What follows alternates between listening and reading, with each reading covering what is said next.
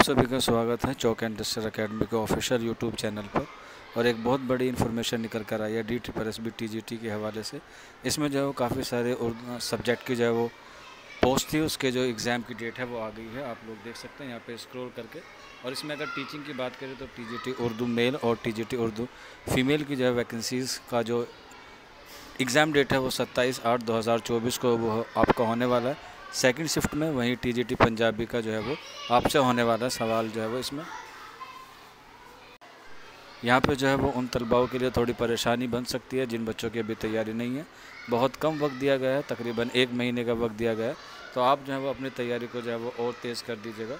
इसमें TGT उर्दू की जो है वो वैकेंसीज़ के इम्तिहान का जो है वो नोटिफिकेशन जारी किया है। बाकी इस पर मैं आपको जल्द एक वीडियो प्रोवाइड करा दूँगा। बाकी कोई इन्फॉर्मेशन या कोई डाउट हो तो आप लोग नीचे कमेंट बॉक्स में पूछ सकते हैं।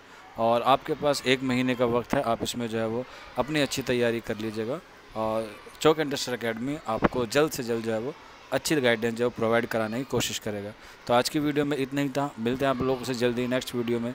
शुक्रिया फॉर वॉचिंग दिस वीडियो।